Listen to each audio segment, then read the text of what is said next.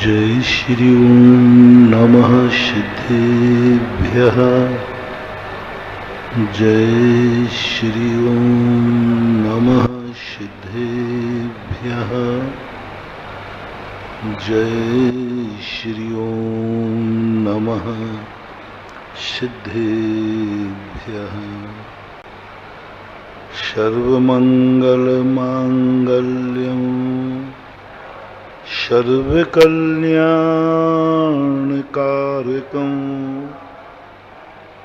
प्रधानं सर्वधर्माणां जैनं जयतु शासनं। जैनं जयतु शासनं।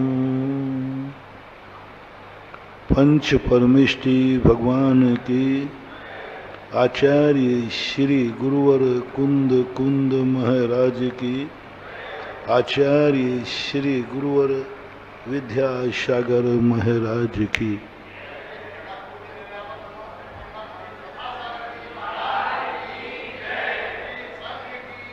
कुछ अच्छाइयाँ हमें दुख का कारण बन जाती, कुछ अच्छे लोग हमारे लिए दुख का कारण बन जाते हैं। कभी कभी धर्म भी हमारे लिए दुख का कारण बन जाता है। कभी कभी भगवान भी दुख के कारण बन जाते हैं। कभी कभी गुरु महाराज भी दुख का कारण बन जाते हैं। कभी कभी माता पिता भी दुख का कारण बन जाते हैं। कभी कभी व्यक्ति स्वयं भी स्वयं के लिए दुख का कारण बन जाता है। अब बोलो, तुम्हें कौन बचाए, कौन तुम्हें सुखी कर पाए? तुम खुद अपने आप से दुखी हो। संसार का सबसे बड़ा दुख है जो व्यक्ति अपने आप से दुखी है, अपने आप से परेशान है। अब अपने आप से ही हम दुखी हैं तो अब कौन हो? तुम दुनिया में भटके होते, कोई तुम्हें ठोर ठिकाने पहुंचा देगा, लेकिन तुम तो खुद घर में भटके हो, कैसे ठौर ठिकाना पाओगे? दुनिया में कहीं भटक जाओ, पुलिस वाला तुम्हें घर भेज देगा, लेकिन तुम अपने घर में ही भटक जाओ तो घर में तो पुलिस नहीं आएगी। घर में तो पुलिस नहीं आएगी। लोग घर में भटक रहे हैं, अपने खुद के घर में भटक रहे हैं। खुद अपने दुश्मन से कोई तुम्हें परेशान करे तो बात अलग है, तुम अपने खुद के घर वालों से परेशान हो। तुम्हारी परेशानियां क्या हैं समझ में नहीं आता। इस संसार के जब दुखों की बात देखी, लोग मेरे पास जब दुखों को लेकर आते हैं, मैं बड़ा परेशान हो जाता। भगवान से कहो, भगवान कहते हुए कोई दुख है क्या? कर्मों ने दुख दिया हो तो उसका इलाज है। दुश्मन में दुख दिया हो तो उस पर केस कर दो, रिपोर्ट लिखा दो, हम उसको अरेस्ट कर देंगे। लेकिन तुम तो खुद अपनी जिंदगी से परेशान हो। अब कौन रिपोर्ट लिखाए और किसको जेल भेजे? खुद की जिंदगी से परेशान, खुद की आदतों से परेशान हो, खुद की आदतों से, दूसरे की आदत नहीं। खुद की ऐसी गंदी आदत पड़ गई है कि व्यक्ति रोता है, खुद की आदतों से। एक बहुत बड़े आदमी का बेटा मरने की बात सोचने लगा। उसी समय मेरा वहां प्रवेश हुआ। उसने कहा कि महाराज जी, मैं आपका आखिरी दर्शन कर रहा हूं। मैंने क्यों? बोले मरने जा रहा। मरने वाले को कभी रोकना नहीं, मरने वाले को रोकना नहीं, वो चोरी से मरेगा। मरने वाले को सबसे पहले कहना, अच्छा मरने जा रहे हो, ये तो बहुत अच्छी बात है, बहुत, तुम मरना चाह रहे हो, अरे वो तो बहुत अच्छी बात है। अब वो समझ जाएगा किसी भी सामने वाले को अपने विश्वास में लेना है तो उसकी हाँ में हाँ मिलाना शुरू कर दो, कुछ नहीं करना। दुनिया में कोई भी व्यक्ति है, यदि उसे अपने पक्ष में करना है, कोई सूत्र में से एक सूत्र है, हाजू हाजू का। ऊंट बिलैया ले गई, हाजू हाजू कहियो। अरे भैया, बिलैया ऊंट को ले जा रही थी। उन्होंने कहा, सुना तुमने? बिलैया ऊंट को ले जा रही थी पकड़ करके, तो तुम बुद्धि मत लगाना ज्यादा अकल। बिलैया ऊंट को कैसे ले? तुमने कहा हाँ साहब ले जा रही थी, बिल्कुल सही कह रहे हो, पर समझ लेना वो तुम्हारा हो गया, और नहीं हो तो इस फार्मूला को अपने घर में अपना लेना। जिससे तुम्हारा झगड़ा हो, बस हाँ जू जी जी जी, बस यही कहना शुरू कर दो। और तुमने कहा ऐसा कभी होता है क्या? बस बैर भाव चालू। हाँ जी, बस बिल्कुल सही है। बोले मैं तो मरने का भाव कर रहा हूं। बहुत अच्छी बात है, बहुत बढ़िया। मरने जैसा अच्छा कार्य कौन सा होगा? सब झंझटों से फ्री, सबसे निपट, 1 मिनट में निपटना है। वो व्यक्ति तुम्हारे सामने सब खोल देगा। ये तो मेरे विचारों का दिखता है, मैं भी मरना चाहता हूं और ये भी मरने को अपन दो होगा, वो सब उगल देगा फिर तुम्हारे सामने। फिर कहा भैया मरना अच्छा होता है? हाँ बहुत अच्छा होता है। फिर वो बताएगा सब, मैं इसलिए मैं मरना चाहता हूं। तो मैंने उससे कह दिया, मेरी आदत है, सामने वाला जब कोई दुश्मन आता है ना, तो मेरे पर लोग कायल क्यों हो जाते, मैं जो वो कहता है पहले कहते हाँ सही बात है, आप सही बोल रहे हैं, और मुझे मालूम है कि 100% गलत बोल रहा है, सही बोल रहा है।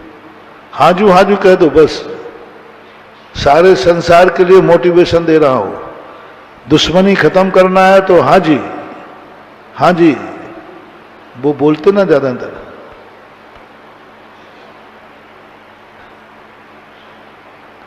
जो हिजड़ा होते हैं वे सबसे ज्यादा क्या बोलते हैं?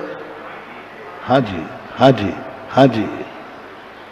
तुम भी बन जाओ हिजड़ा। हाँ जी, बिल्कुल सही बात करो, बिल्कुल सही बात, यही है जो तुम कह रहे हो। देखो फिर क्या होता है।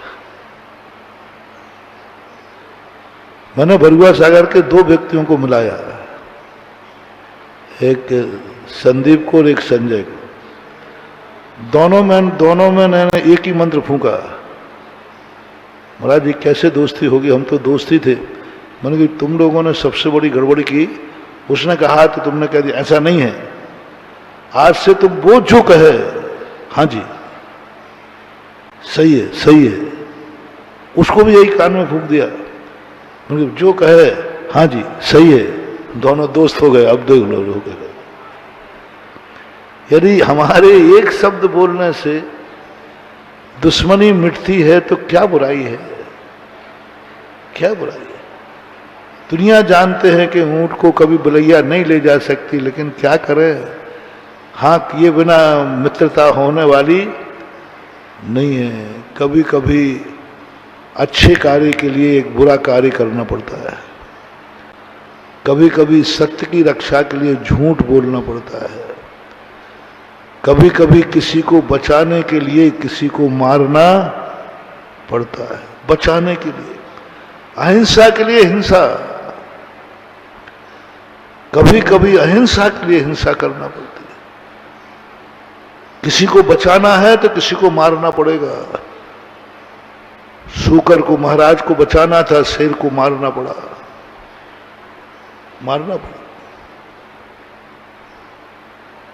एक को बचाने के लिए एक को मारना पड़ा।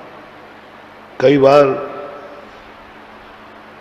सत्य को बचाने के लिए ठगी करना पड़ती है, ठगना पड़ता है, मायाचारी करना पड़ती है। कभी कभी किसी वस्तु की रक्षा करने के लिए चोरी करना पड़ती है।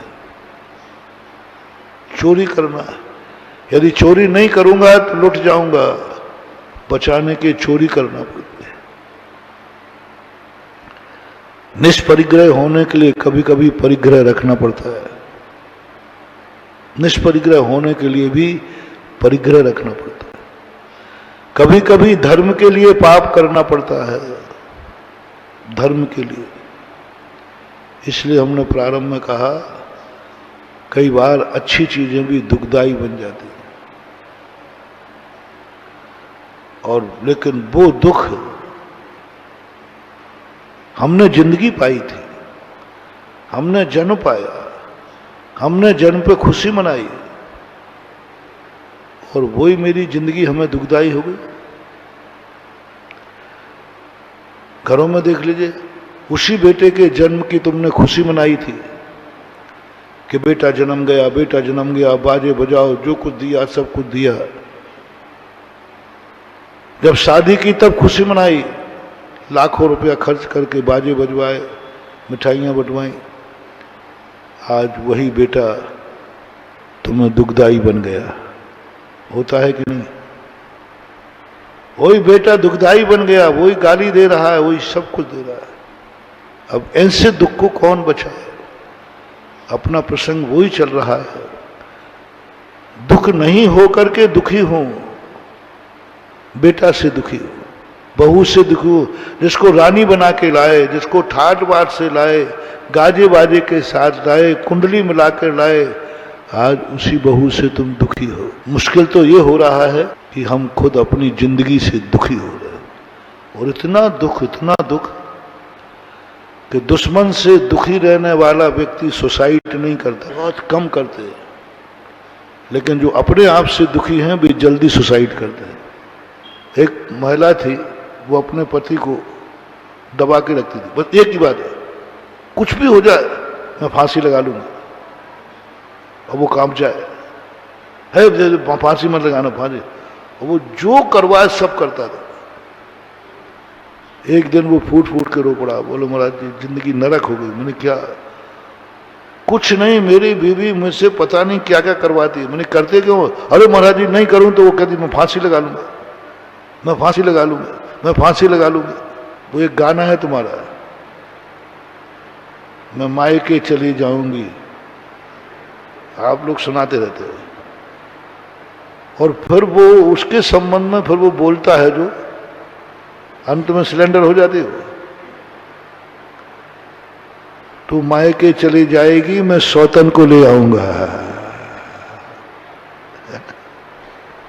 पूरा गाना सुनाया था एक बार किसी ने, बीच में बहुत सारे हुए, मैं पेड़ पे चढ़ जाऊंगी, मैं आरी से प्यार करे आरी चलवाए, ऐसे आशिक से डरियो, है ना। अंत में जब उसके कोई हथियारा नहीं चला तो उसने कहा अब तू चली जा, मैं सौतन को ले आऊंगा। सौतन का नाम सुनते ही वो ये आदत होती है लोगों की धमकी, क्योंकि वो अबला है। निर्बल व्यक्ति, कमजोर व्यक्ति सदा धमकी देता है, बलजोर धमकी नहीं देता। ताकतवान व्यक्ति कभी धमकियां नहीं देता। वो नहीं कहता कि मैं भाग जाऊंगा, मैं मर जाऊंगा, मैं ये कर लूं, नहीं, वो देते नहीं। वो क्यों डरेगा? वो तो बलवान है। कमजोर आदमी का सबसे बड़ा शस्त्र है धमकी। वो धमकी देती थी, बोले महाराज जी कुछ नहीं, नरक कुछ भी नहीं कर सकता। मैंने कहा तू मूर्खता कर रहा है, शादी तूने की है, लेकिन स्त्रियों के साथ कैसे रहना पड़ता है ये मेरे से सीख ले। मैंने तो शादी की नहीं, लेकिन मैंने पढ़ा हूं। तो महाराज जी क्या करूं? बोले आज तू घर जा और कुछ ना कुछ गड़बड़ जरूर करना। और वो ये कहेगी फांसी, बोले आज मैं रस्सी लेकर आया हूं। आज तू बहुत हो गई। सही पति वही होता है जो पत्नी की हर इच्छा पूरी करता है। सही फेरे मैंने तेरे से लिए थे, तेरी हर इच्छा पूरी करूंगा। आज तक मैं गलती कर रहा था, तू हर बार कहती थी इच्छा की मैं तेरी इच्छा पूरी। आज मैंने मन बना लिया तेरी इच्छा पूरी करूंगा। तेरे फांसी लगाने का भाव है, मैं रस्सी लेके आया हूं। उसने कुंदे पर लटका दिया। बोले यार तेरी इच्छा, गला बता। घसीट के लाया, उसने फंदा लगा दिया। अब वो गिड़गिड़ा रही, नहीं मुझे मरना नहीं। तो कहती अरे ये तो कहीं जाती, तुम भी औरतों की बातों में आ गए। उन्होंने कहा आज तो तेरी इच्छा पूरी करूंगा। मैंने कही सही की गांठ मत लगा, नहीं तो हंसी सी में लग जाए। गांठ ऐसी लगाना कि वो पैरों में गिर गई, क्षमा मांगी। बोले आज के बाद जिंदगी में कभी मरने का भाव नहीं करूंगे। बोले ऐसे ही नहीं, तू फिर करेगी।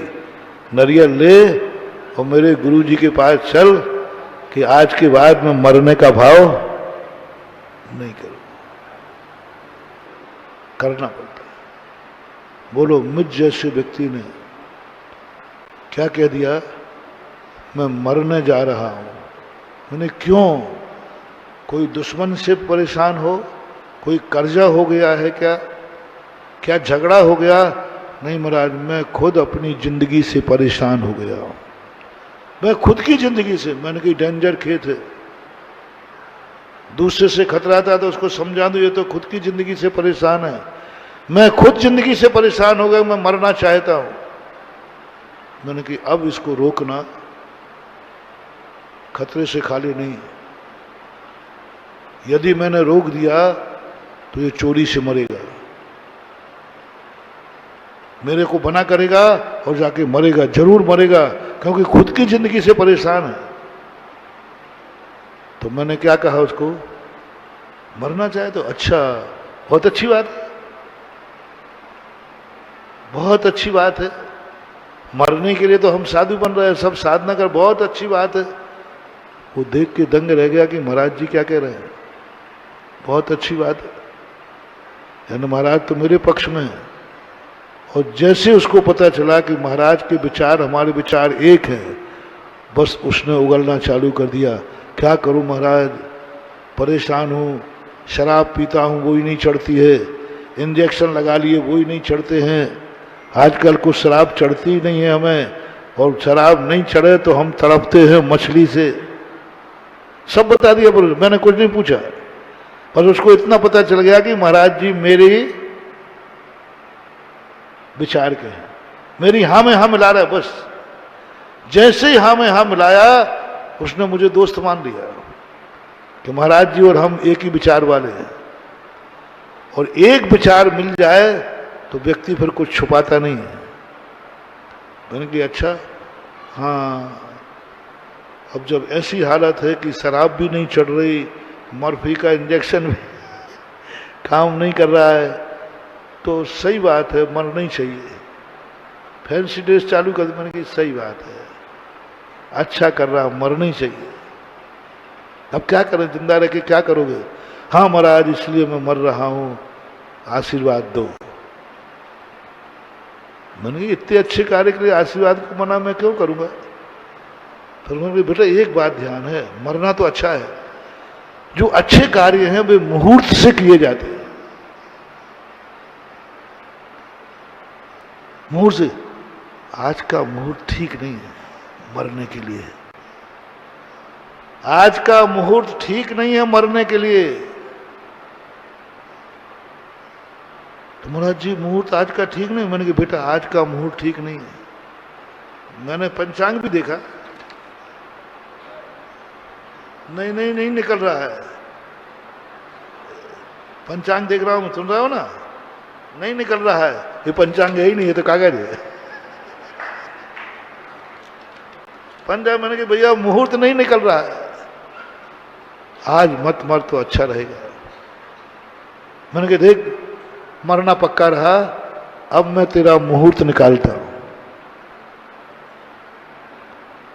लेकिन जब मुहूर्त निकले उसके पहले एक ध्यान रखा, अब तू घर मत जाना, यहीं रहना। क्योंकि वो जिंदगी से परेशान था। मैंने उसको अपने 24 घंटे की ड्यूटी सौंपी कि भाई देख ये डायरी पकड़ पेन, मैं 24 घंटे क्या करता हूं इसमें नोट करना है, कौन मेरे यहां मिलने आते हैं उनके नाम पते नोट करना है, कितनी देर वो मेरे पास बैठे वो पते नोट करना है, मैं आहार में क्या क्या लिया है, मैंने आहार में वो नोट करना, पहले मैंने क्या लिया, कितना लिया, ये सब नोट करना है। मैं रास्ते में जा रहा था, शौच के लिए जाता हूँ, वहाँ कौन कौन मेरे साथ थे, मैं क्या क्या बात कर रहा था, सारी नोट करना है, बस फिर मुहूर्त निकालूंगा मैं तेरे मरने का। मैंने कहा ध्यान रखना, कुछ भी गड़बड़ मत करना, कोई चीज चूक मत जाना। अब वो जो आवे चौके में जाके जो ले लगा वो देखता रहेगा, महाराज जी ने इतनी रोटी ली, इतने चम्मच दाल ली, इतना पानी पिया, सब नोट। कौन कौन मिलने आए, पहले कहाँ से आया, कितने लोग हो, कितनी देर रुकोगे। अब लोगों को तो ये आदत है ही नहीं कि साधु के सामने हमारा इतना इंट्रोडक्शन, तुम कौन हो मुझसे पूछने वाले, मालूम नहीं हम पुराने भक्त हैं, तुम मेरे से पूछोगे, मैं पुराना भक्त हूं, कितने सालों से आ रहा हूं, महाराज के यहां ड्यूटी कब से लग गई। और मैं सामने में, महाराज जी देखो ये ड्यूटी आपके यहां कब से लग गई, ये देखो मेरे से पूछ रहा है। अब विनोद भैया से कोई लिखवा लेवे कि हमारे दर्शन करना, भैया जी पहले रुकिए, पहले बताइए आपका नाम क्या है, आप कहां से आए हो, कितनी देर महाराज के और क्या काम है, तो बताओ विनोद भैया। और मैं सामने दिख रहा हूं, महाराज जी देखो ये क्या कर रहा है। लोगों ने, बड़े बड़े लोग आ गए, उनको तो आदत थी नहीं। मैंने कहा भाई जो द्वारे पे ड्यूटी कर रहा है वो जो कहे वो करो, मैं भी इसकी कस्टडी में हूं। बड़े आदमी का प्रोटोकॉल होता है ना, कई बार राष्ट्रपति कहीं जाना चाहे तो उसका प्रोटोकॉल क्या कहता है, साहब वहां नहीं जा सकते आप, क्योंकि फोटो के अंतर्गत नहीं आ रहा। मैंने कहा भाई मैं भी इसकी कस्टडी में, मैं क्या करूं। वो पंचांग गिर गया।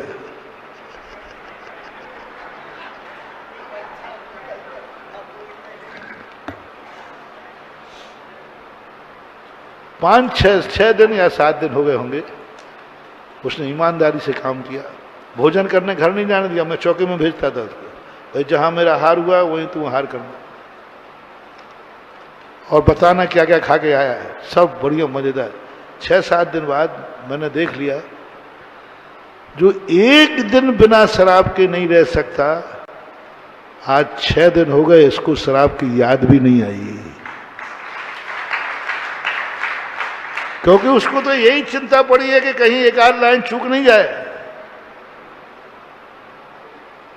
7वें दिन मैंने कहा कि बेटा आज का मुहूर्त अच्छा है, आज का मुहूर्त अच्छा है, आज के मुहूर्त में जो मरेगा बिल्कुल सीधा भगवान के पास जाता है।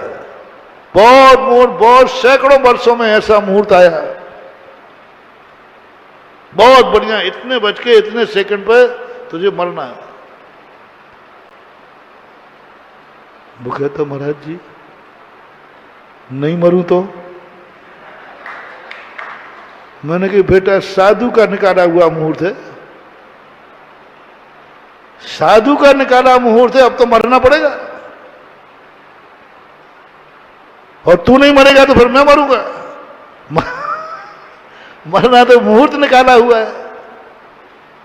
रो पड़ा वो, पैरों में गिर गया, महाराज जी बचाओ मुझे, बचाओ मुझे, मैं नहीं मरना चाहता हूं, मेरे छोटे छोटे बच्चे हैं, उनके परिवार को पता चला, वो भी आ गए। मैंने उनको चुपचाप कहा कि मैंने कि तुम्हारा बेटा मर चुका है। उनको सब कमरे बता दिया, तुम इस बेटे के सामने आओगे नहीं, तुम्हारा बेटा मर चुका है, तुम्हारा पति मर गया है। बच्चों से कहा तुम्हारा बाप मर चुका है, सामने मत आओ तुम लोग। नहीं महाराज जी बचा लो मुझे, मेरे छोटे छोटे बच्चे हैं, मेरी पत्नी है, मेरे माँ बाप हैं, उनकी सेवा कौन करेगा। मैंने कहा बेटा ये तो तू पहले सोचता जब मैंने मुहूर्त नहीं निकाला था। अब मेरी भी साधु की इज्जत का सवाल है, मेरा भी व्रत वो तो मरना पड़ेगा बेटा। अब तू नहीं मरेगा तो फिर मैं सोचता हूं नहीं आप नहीं मरोगे महाराज, आप नहीं मरोगे। मैंने समझ लिया चेला काम का है, शराबी है लेकिन स्वार्थी। हाँ कह सकता था महाराज जी फिर ठीक है आप मर जाओ क्योंकि आपकी अंगाड़ी नहीं पचाड़ी नहीं। स्वार्थी होता तो कह देता। मैंने परीक्षा कर ली कि बेटा तू नहीं मरता तो फिर मैं मरता हूं, क्योंकि मरने का मुहूर्त निकला है तो किसी को तो किसी को मरना पड़ेगा। नहीं महाराज नहीं आप नहीं मरेंगे, जब ऐसी बात है तो मैं ही मरता हूं, आशीर्वाद दो मैं मरने जा रहा हूं। मैंने कहा हो गया आशीर्वाद, बस एक और नियम है इसमें, ना तुझे मरना पड़ेगा ना हमें मरना पड़ेगा। कि महाराज क्या उपाय है, ये क्या उपाय है। एक ही उपाय है कि अब जिंदगी में कभी तू मरने का भाव नहीं करेगा, ये नियम ले ले तो तू भी बच जाएगा और मैं भी बच जाऊंगा। बोलो ना मैंने पंचांग देखा था भैया, और ना मैं मरने का मुहूर्त देख के जानता हूं, नहीं तो तुम कल से आ जाओ। बोलो इतनी बड़ी मायाचारी झूठ बोला मैंने सही किया कि गलत किया। बोल दो ना, नहीं गलत हो तो भाई मैंने झूठ भी बोला, कुछ भी हद तक उतरना पड़ेगा। उद्देश्य क्या है कि इस व्यक्ति को जैन कुल में जन्म लेकर जिंदगी से परेशान हो रहा है, कैसे बचाए, मुश्किल है। जिंदगी से परेशान होकर व्यक्ति दुखी है, अपने दुखों की चर्चा चल रही है विगत 8 दिनों की। ऐसे दुख जिनको दूर, पहले तो दुख अपने चल रहे थे, दुख है ही नहीं फिर भी दुखी है। आज लो साहब अपने, हम खुद से ही दुखी हो गए, हम अपनी आदतों से दुखी हो गए। बस मेरा एक ही कहना है, ऐसी कोई बुरी आदत मत डालना जिस आदत से कल तुम खुद ही दुखी हो जाओ। कोई भी आदत डालो सुख के लिए डालता है। जिस माँ के लिए तुम मरते हो, मैं माँ की आंख में आंसू नहीं आने दूंगा। तुम्हारे जेल जाने के बाद माँ का क्या होगा। तुम तो जेल जाओ, मर्डर करो, रुक जाओ, तुम्हारे खातिर नहीं रोक रहा हूं। तुम तो ठाकुर हो, तुम तो पानीदार हो, तुमने तो उसने गाली दी है उसकी जीभ काटोगे, उसने तुमसे युद्ध लड़ाई मोड़ ली है, तुम उसका मर्डर करोगे। मैं तुम्हारी ठकरासी पे कोई प्रश्न नहीं लगा रहा हूं, बस इतना बता दो, तुम जेल जाओगे, तुम्हारी मां का क्या होगा। क्या वो रोटी खा लेगी? क्या उसको नान में नींद आ जाएगी? क्या वो शांति से जी पाएगी? बोलो अपनी अपनी मां की तरफ से बोलो। तुम जेल में होगे तो तुम्हारी मां के क्या हाल होंगे ये बताओ, कल्पना करो। तुम जेल जाओगे मर्डर में, पिता मस्तक उठा के जी पाएगा? मंदिर जा पाएगा? महाराज को आहार दे पाएगा?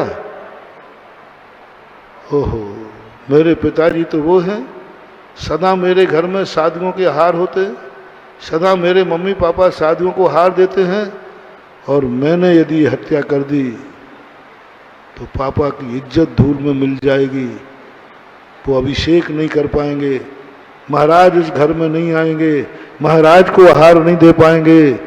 महानुभाव, क्रोध को रोक लो, अपने खातिर नहीं, पिताजी के खातिर, उनकी इज्जत के खातिर।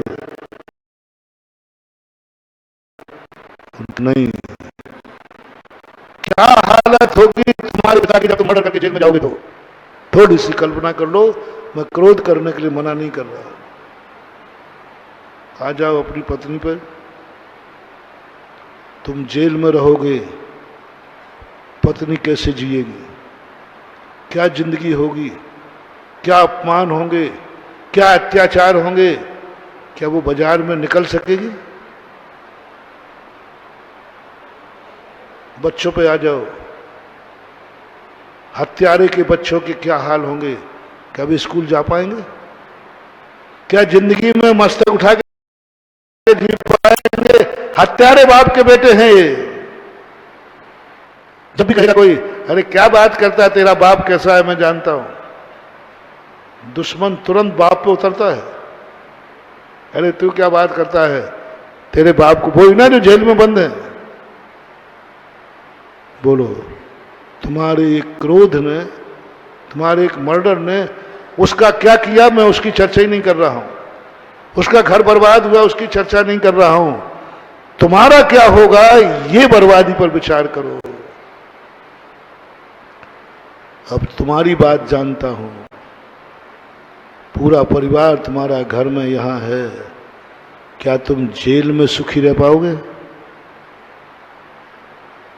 क्या जेल में तुम्हारी नींद आ जाएगी? तुम्हारी क्या दशा होगी? बस जैन दर्शन एक ही बात कहता है, उन कार्यों को मत करो जिससे तुम दुखी हो जाओ और तुम्हारे दुखी हो जाए, इतने कार्यों को छोड़ दो बस, और कुछ नहीं। तुम्हारी भी नींद हराम हो और उनकी भी नींद हराम हो, वो पाप सबसे बड़ा होता है, वो दुख सबसे बड़ा दुख होता है। इसलिए इस दुख से बचने के लिए हमें कुछ सोचना है। रोको, महावीर ने अपने भक्तों को कायर नहीं बनाया है। महावीर ने शस्त्र नहीं दिया तुम्हें, शस्त्र नहीं दिया सबको, छत्री को दिया, वो बात अलग है। हमारे यहां जैसे धर्मात्मा बनता है शस्त्र नहीं रखते हम। क्यों? क्यों? हर व्यक्ति को शस्त्र रखना चाहिए। क्यों नहीं रखते? क्योंकि इसलिए नहीं रखते शस्त्र जैनी, क्योंकि जैनियों को अपनी मां प्यारी है, पत्नी प्यारी है, बच्चे प्यारे हैं। थोड़ा अपमान हो जाएगा लेकिन पूरा परिवार सुखी रह जाएगा। भागोगे तुम क्योंकि तुम्हारे पास शस्त्र नहीं है, और शस्त्र होगा तो आजा बेटा। बनिया सबसे ज्यादा अपराध मर्डर क्यों नहीं कर पाता? क्योंकि उसके पास शस्त्र नहीं है। और शस्त्र होते हैं तो गुस्सा अंधा होता है, आगे पीछे कुछ नहीं विचारता। कम से कम इतना ही तो हुआ कि अपमान हुआ, भाग गया काया डरपोक कहीं का, यही टाइटल तो मिला। बाकी कितने सुख है। मैंने इस पर बहुत सोचा, मैंने कि ओहो कितनी बड़ी कला है। इसलिए मैंने प्रारंभ में कहा था, कम से कम जिंदगी से, अपनी प्यारी जिंदगी से परेशान मत होना। ये प्यारी जिंदगी है, अपने से मोह करो। मोक्ष मार्ग की चर्चाएं नहीं कर रहा हूं। तुम्हें अपनी जिंदगी से प्यार है तो बस वो कार्य मत करना जिससे तुम खुद अपनी आदत से लाचार हो जाओ, अपनी आदतों से परेशान हो जाओ। कल तुम्हें पश्चाताप करना पड़े और एक दिन ऐसा आ जाए तुम खुद सुसाइड करना पड़े। मैंने कहा ना प्रारंभ में, कभी कभी स्वयं की जिंदगी ही स्वयं को दुखी कर देती है। क्या करोगे? दूसरा बात, हम कैसे सुधारें? और दुश्मनों से तुम दुखी हो तो मैं बचा लूं, तुम तो अपनों से दुखी हो, अपनों से दुखी हो गए। जैनियों में सबसे ज्यादा लोग दुश्मनों से दुखी कम होते हैं, अपनों से दुखी ज्यादा होते हैं। बाप बेटे से दुखी है, बेटा भाई भाई से दुखी है। जैनियों में 90% लोग भाई भाई से दुखी हैं, भाई भाई से दुखी। जैसे जैसे दोनों भाई बड़े होते गए दोनों एक दूसरे से दुखी होते गए। 50% कह रहा हूं, 50% भाई भाई से दुखी है। क्या करूं मैं? दुश्मन से नहीं, दुश्मन से दुखी हो तो कोई उपाय बताऊं। दुश्मन से तो तुम हर 50% लोग झांसी में देख लीजिए, भाई भाई से दुखी है। जैसे दो भाई जैसे बड़े होते गए, दोनों एक दूसरे से दुखी होते गए। कुछ गलत तो नहीं बोल रहा हूं? भाई भाई से दुखी है, परेशान है। भाई क्या तकलीफ है? बोले महाराज भैया से परेशान है। भैया से पूछा भाई क्यों परेशान है? अरे महाराज ये छुटकारे जिसको मैंने इसको बचपन में खिलाया है, इसको सुलाया है, बाप मर गया था तो मैं इसका बाप था, लेकिन आज मुझे आंखें दिखा रहा है। क्या हो गया? बड़े शौक से। और कह दूं, मैं दुखों की चर्चा कर रहा हूं तो मैं उन दुखों से छुटकारा की बात कर रहा हूं जिसको छुटकारा पाने का कोई उपाय ही नहीं है मेरे पास। मेरे दुखों से छुटकारा पाने का उपाय है, भक्तांबर है। कोई बीमारी तो हो, कोई बीमारी हो तो मैं दुख से छुटकारा पा लूं। 45वें नंबर काब में आया ना। कोई दुख हो, कोड़ मोड़ निकला हो तो शांति धारा करा दूं, मिट जाएगा। कोई दुख तो बताओ क्या है? कांटा हो तो निकाल दूं, दुश्मन हो तो समझा दूं, कुछ तो करूं। लेकिन तुम तो दुखी हो किससे? भाई भाई से दुखी। मैंने मानतुंग आचार्य महाराज से पूछा था एक बार, मैंने कि भगवान सारे दुखों का बल मंत्र आपने दे दिया। सांप आ जाए तो, हाथी आ जाए तो, शेर आ जाए तो, सबके दे दिए। दुश्मन आ जाए तो, वो आता ना वो एक युद्ध का, कुंताग्र भिन्न गज सोड़त वारी वाहा बेगावतार तरुणातर युद्ध जयम विजित दुर्जय जय पक्षा तदपाद पंकज बना। ऐसा कुछ आया है ना उसमें, उसका मंत्र दे दिया। कहने कि प्रभु ये आपका युग नहीं हमारा युग है। एक और लिख देते, भाई भाई से दुखी है तो उसके लिए कौन सा श्लोक पढ़ना? भाई भाई से दुखी है तो भाई को निपटाने के लिए कोई एक श्लोक और लिख देते तो कितना मजा आता, आज काम आ जाता। नहीं लिखा, पूरे शास्त्र में पढ़ लिया। भाई भाई से दुखी है उसके लिए कोई मंत्र नहीं है महानुभाव। कोई मंत्र नहीं है कि बाप बेटे से दुखी है तो कौन सा श्लोक पढ़े। कहीं देखा है? नहीं, कोई एक मंत्र मिल गया तो बता दो। कहीं मंत्र नहीं मिला, कहीं मंत्र नहीं मिला। बाप बेटे से दुखी है, कहीं मंत्र नहीं मिला। पति पत्नी से दुखी है, पत्नी पति से दुखी है। महाराज जी मैं अपनी पत्नी से बहुत दुखी हूं, कोई उपाय बताओ। तो मैं क्या खाक बताऊं, कहीं है ही नहीं। पत्नियां कह रही है मेरा पति से दुखी हूं महाराज, बहुत परेशान हूं, का कोई उपाय बताओ। क्या बताऊं, है ही नहीं।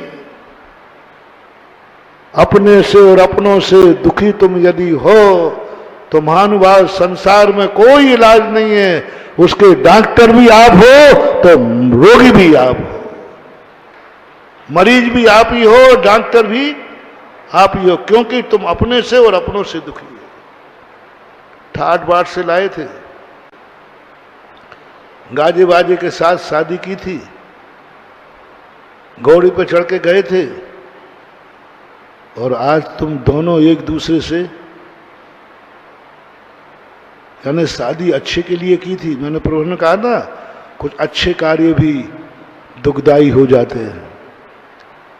अच्छे कार्य अच्छे के लिए किया था और आज दोनों इतने दुखदाई हैं कि दोनों एक दूसरे को जेल भेजने को तैयार हैं, कोर्ट करने को तैयार हैं, और तो और एक दूसरे के प्राण लेने को भी तैयार है। इस दुख से छुटकारा कैसे पाए? नहीं है। जिस दिन भाई भाई से दुखी होने का मंत्र बन जाएगा, उसी दिन ये सारा संसार नरक बन जाएगा। भाई भाई के दुख को मिटाने का यदि मंत्र हो जाए, समझ लेना संसार का नाश आ गया। बेटा और बाप को यदि दुखी है, उनके दुख मिटने का कोई श्लोक बन जाए, समझ लेना धर्म का नाश आ गया। पति पत्नी एक दूसरे से दुखी हैं, इसको ठीक करने का यदि कोई मंत्र बन गया तो सृष्टि का विनाश निश्चित है। मानवा निश्चित है, क्योंकि ये दोनों बराबरी के हैं। दोनों ही मंत्र पड़ेगा तो क्या होगा? दुश्मन की बात नहीं कह रहा हूं, दोनों ही पढ़ोगे, दोनों ही एक बाप के हैं।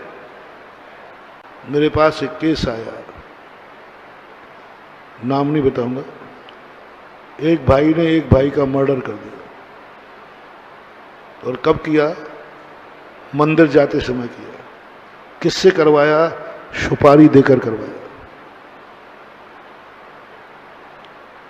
कारण क्या था कि वो भाई थोड़ा होशियार था, उसका धंधा अच्छा चलता था, और बाजू में उसकी दुकान थी, उसकी कम चलती थी।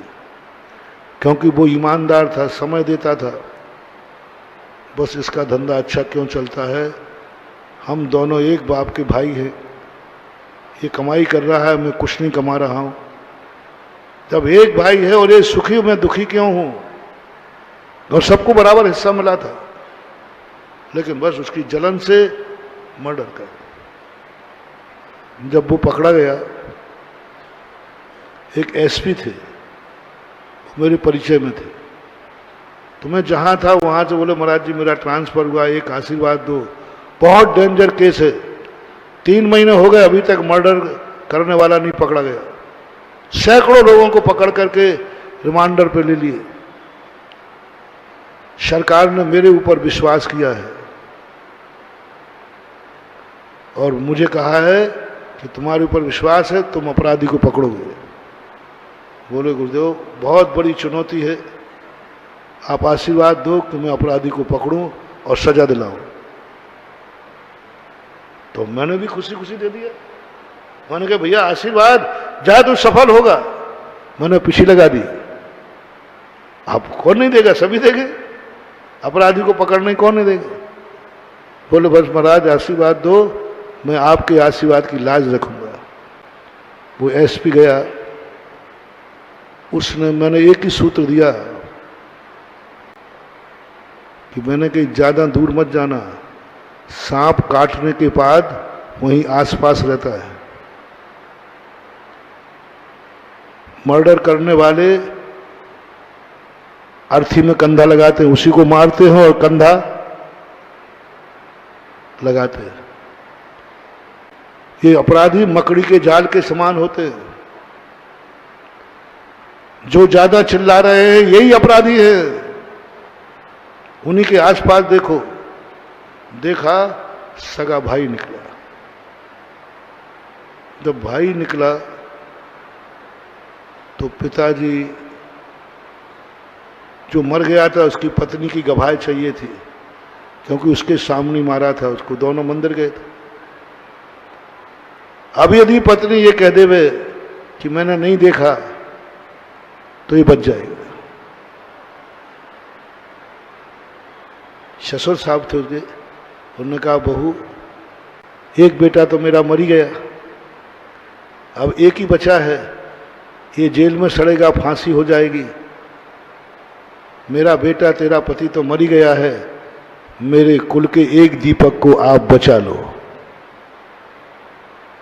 ससुर ने पैर पड़ लिए, सासू ने पैर पड़ लिए बहू की। बहू बेटा तो मर गया, तेरा पति लौटेगा नहीं, लेकिन मेरे कुल का एक दीपक है, इसको बचा लो। तेरे गवाह पर बच जाएगा।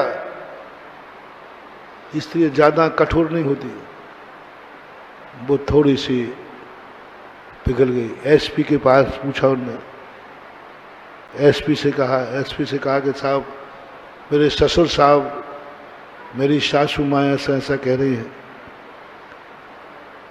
एसपी भी घबरा गया और ससुर ने एसपी से कहा साहब आप मत भड़काओ, मेरे कुल दीपक वो तो मर ही गया है। उस एसपी को एकाएक ध्यान आया, बोले तुम्हारे कोई गुरु हैं क्या? तुम्हारे परिवार के कोई गुरु हैं क्या? तो उसने मेरा नाम ले लिया कि हाँ मेरे गुरु सुधासागर महाराज हैं। वो हमारे पति महाराज को बहुत मानते थे और हमारा पूरा परिवार मानता है, ससुर भी मानते, सासू भी मानते। तो एसपी साहब ने कहा वही मेरे गुरु हैं। वो एसपी जैन नहीं थे, अजैन था, बिहार के थे, वही मेरे गुरु।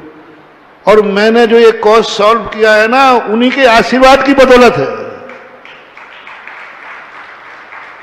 तो आप कुछ मत करिए, आप सीधे महाराज के पास चले जाओ।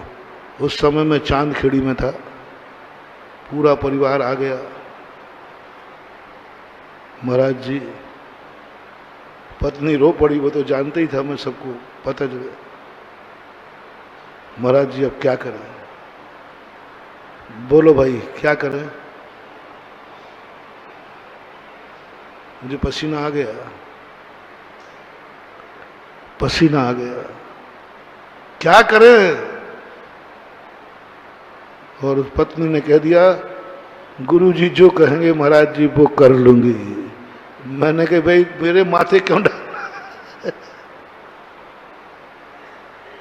बोलो क्या करना चाहिए? एक गया, दूसरा जेल में सड़ेगा, मर्डर केस है, उसकी सजा क्या होती वो आप लोग जानते हैं, आजीवन या फांसी से। और एक के कारण, और अब वो मामला आ गया, एक आशीर्वाद से घर बच सकता है और घर उजड़ सकता है। भगवान बचाए ऐसे भक्तों से। एसपी साहब ने भी कह दिया महाराज जी आपका क्या इशारा होगा केस उसी तरफ मुड़ेगा। मैं कम से कम 1.5-2 घंटे आदिनाथ भगवान के सामने ध्यान किया। मैंने कहा भाई बाद में बताऊंगा। वो रुके रहे। आदिनाथ भगवान ने संदेशा दिया, अपराधी को माफ किया तो लोग अपराध करके तेरी शरण में आ जाएंगे कि तू बचा लेगा। इसलिए तुझे किसने अधिकार दिया है मारने और बचाने का? किसने दिया है तुझे मारने अधिकार? जिस दिन ये दुनिया की बांगडोर साधुओं के हाथ में आ जाएगी ये मुल्क बर्बाद हो जाएगा। जिस दिन ये भगवान के हाथ में दुनिया का चलाने के हाथ आ जाएगा दुनिया पापाचार से भर जाएगी। महानुभाव, यदि भगवान के हाथ में ये दुनिया हो जाए ना, ये दुनिया पापाचारों से भर जाएगी। ध्यान रखना, इतने पाप होंगे क्योंकि वो जानते हैं भगवान करुणा निधान है। कितनी पाप करो, घनी खम्मा अन्नदाता, इतने में पिघल जाए। जिस दिन ये दुनिया का कानून,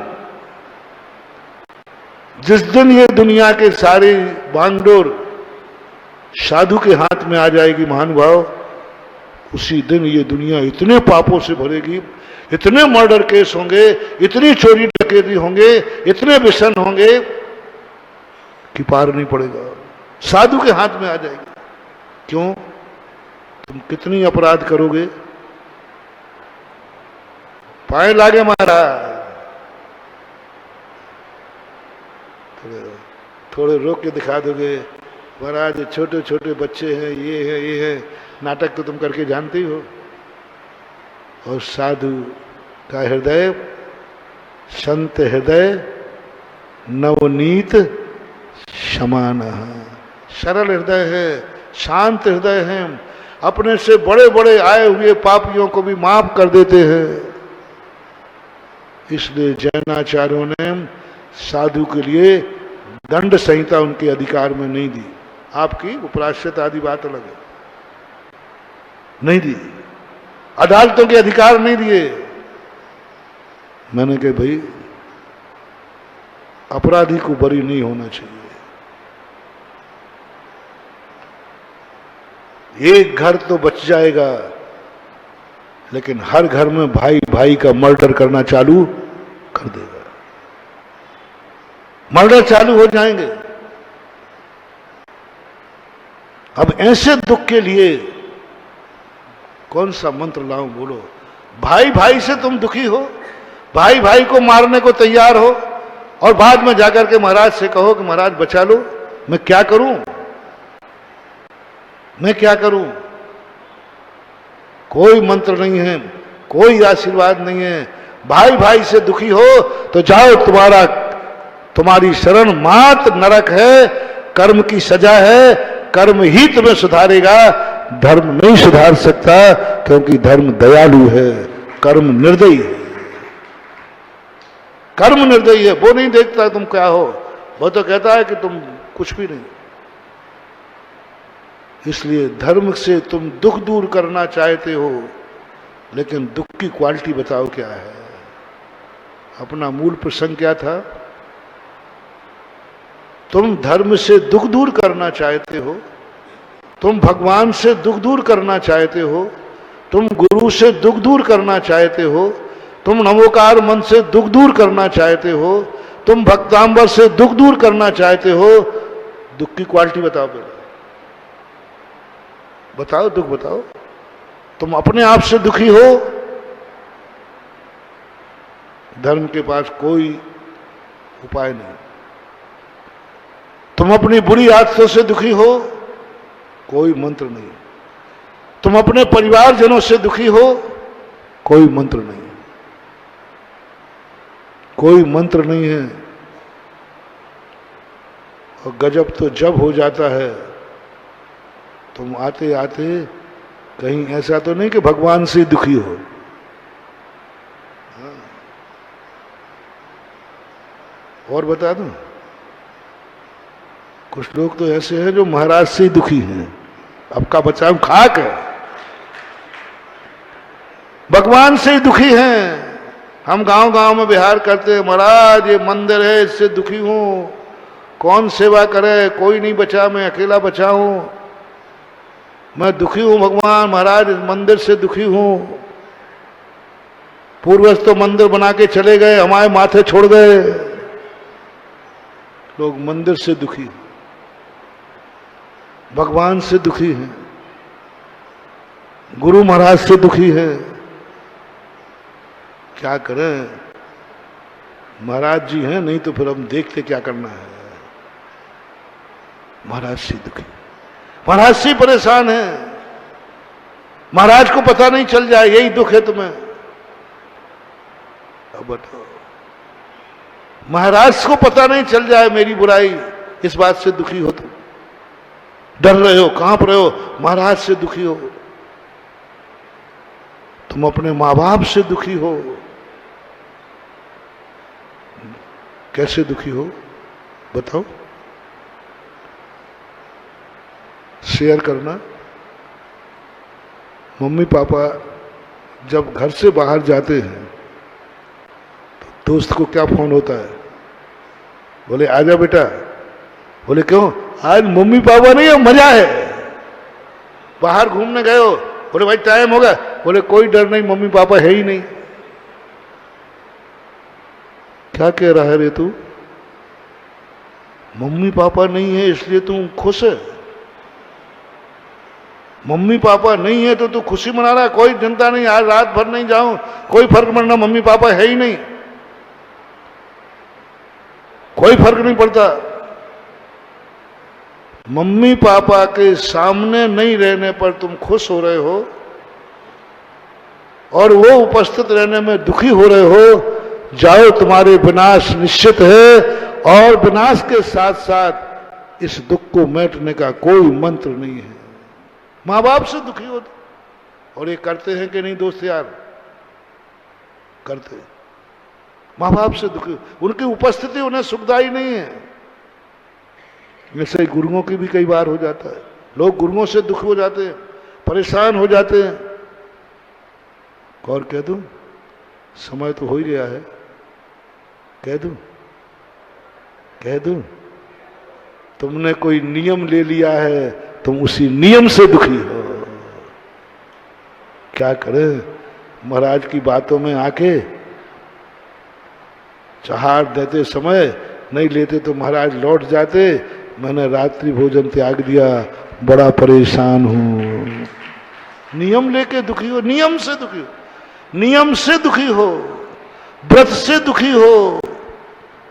क्या कहूं, मैंने ऐसे लोग देखे हैं जो मुनि बन गए हैं, वे मुनि पने से दुखी हैं। ओहो, मैंने आंख बंद कर ली। भगवान, इस दुख को मिटाने का कोई मंत्र बताओ।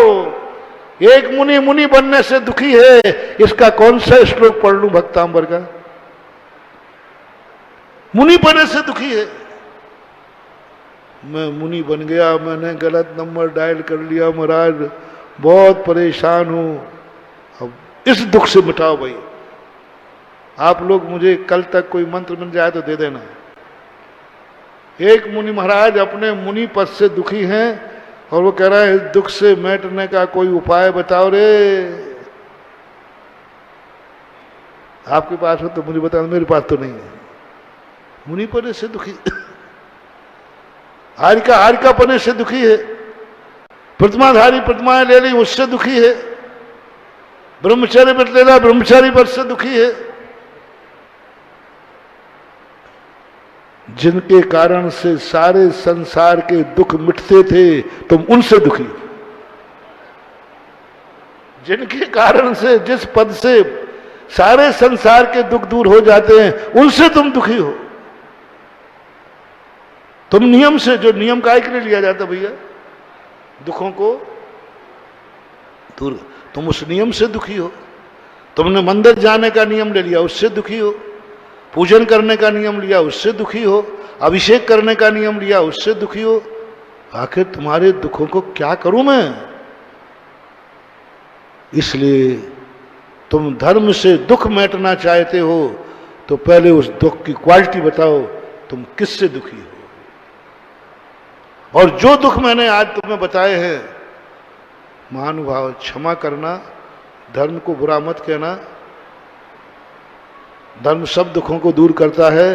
जो दुख मैंने बताए, इन दुखों को दूर करने का कोई उपाय है ही नहीं, क्योंकि ये दुख के कारण थे ही नहीं और तुम इन्हीं से दुखी हो रहे हो।